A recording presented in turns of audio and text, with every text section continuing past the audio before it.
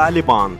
This word belongs to a Pashto language, which means students. Taliban or ultra-conservative political and religious faction that emerged in Afghanistan in the mid-90s. Following the withdrawal of the Soviet troops, the collapse of Afghanistan's communist regime, and the subsequent breakdown in civil order, the faction took its name from its membership, which consisted largely of students trained in madrasas. Madrasas means Islamic religious schools that had been established for Afghan refugees in the 1980s in northern Pakistan. The Taliban emerged as a force for social order in 1994 in the southern Afghan province of Kandahar and quickly subdued the local warlord who controlled the south of the country. By the late 1996, popular support for the Taliban among Afghanistan's southern Pashtun ethnic group, as well as assistance from conservative Islamic elements abroad, had enabled the faction to seize the capital Kabul and gain effective control of the country.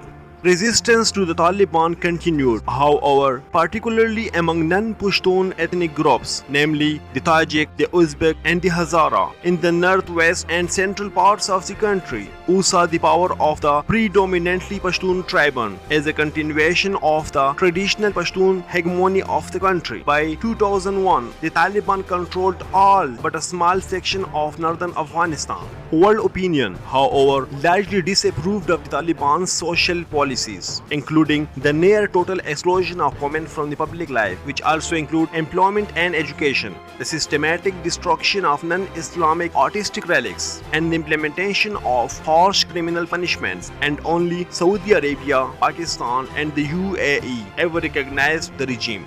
More significant was the fact that the Taliban allowed Afghanistan to be a haven for Islamic militants from throughout the world, including an exiled Saudi Arabian, Osama bin Laden, who is the leader of Al-Qaeda, today accused of organizing numerous terrorist attacks against American interests. The Taliban's refusal to extradite bin Laden to the US following the attacks on the World Trade Center, and as well as the Pentagon outside the Washington, D.C. on September 11, 2001, prompted a military confrontation with the US and allied forces.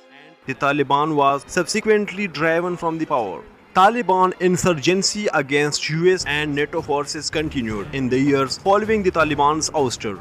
The Taliban funded its efforts in large part through a thriving opium trade, which reached record levels several years after the fall of Taliban. Although expelled from Kandahar by the invasion, Taliban leader Mullah Muhammad Umar reportedly continued to direct the insurgency from an unknown location. He was thought by some to be in Pakistan, although the Taliban denied it. In July 2015, the Taliban government discovered that Umar had died in 2013 in a hospital in Pakistan. Mullah Akhtar Mansoor was appointed as his successor, and he was killed in a US airstrike in Pakistan in May 2016. Haibatullah Akhundzada took leadership that month, though his role remained largely confined to the political and religious spheres. The militant wing of the Taliban came increasingly under the direction of the Haqqani network, whose leader Sirajuddin served as a deputy leader of the Taliban.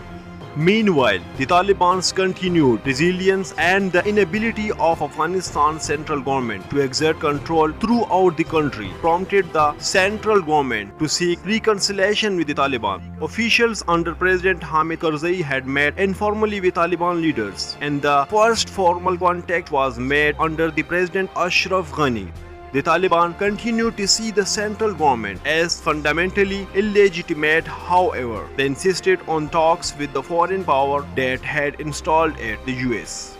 The Taliban and the United States began meeting in 2018 with the help of Saudi Arabia, Pakistan, and the UAE, the only countries to have a diplomatic relationship with both the parties. The discussions focused on the withdrawal of the US troops from Afghanistan, though the US hoped to eventually push the Taliban to negotiate with the central government.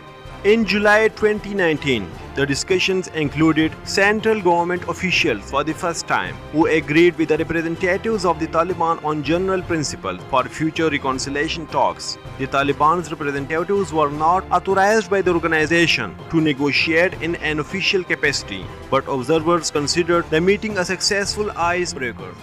By early September, the US and the Taliban had reportedly come to an agreement in principle and were narrowing in on the details of a signed deal when an attack by the Taliban in Kabul killed a US service member. Days later, a secret meeting between top US and Taliban officials was called off by the US. The cancellation was blamed on the attack.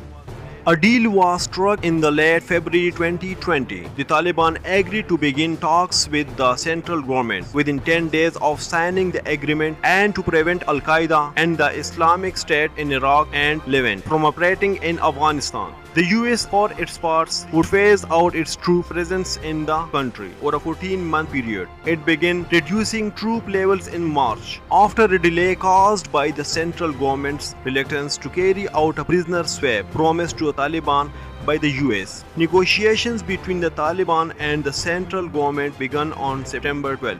By April 2021, however, little progress had been made in the negotiations. Nevertheless, the US retreated its commitment to complete the withdrawal of its troops, although it delayed its deadline from May to September.